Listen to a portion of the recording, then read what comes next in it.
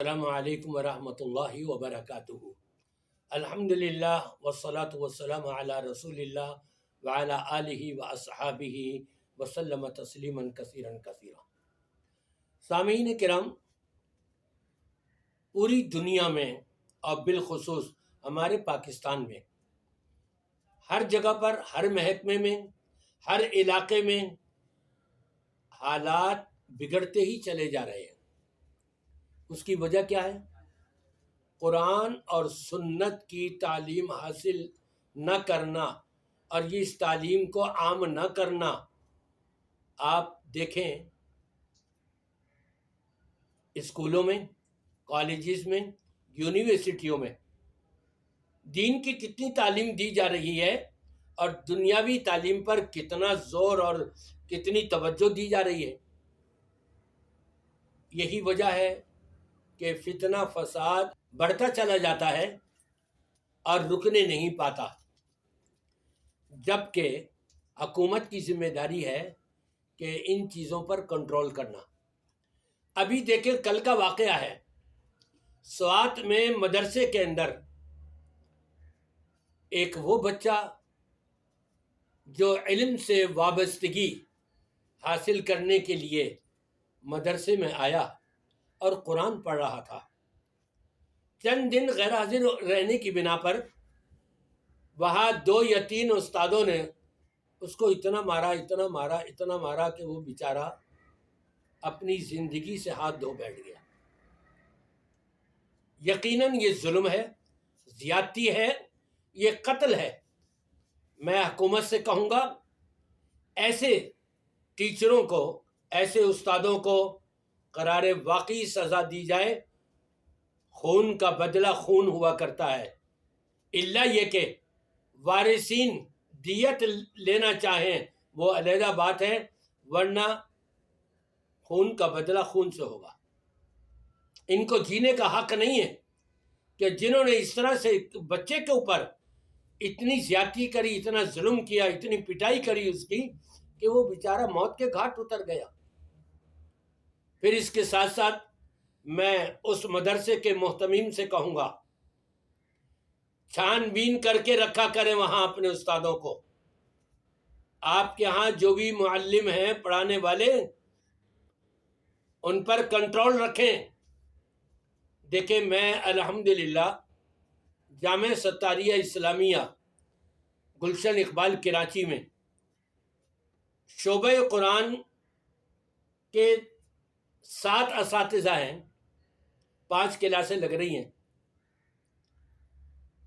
یہاں پر میں نے یہ پابندی لگائی ہوئی ہے، کسی استاد کے پاس کوئی پائپ، کوئی لکڑی، چھڑی بالکل نہیں ہوگی۔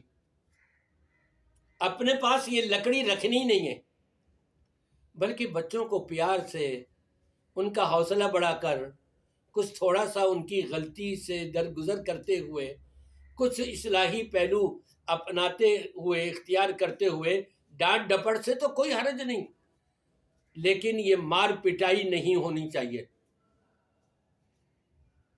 اچھا، ایک اور آپ کو یہ بات بتاؤں، یہی کام بلکہ اس سے بڑھ کر بڑے خطرناک یہ اسکولوں میں، کالجز میں اور یونیورسٹیوں میں بھی ہوتے ہیں، اور مدارس سے زیادہ وہاں ہوتے ہیں۔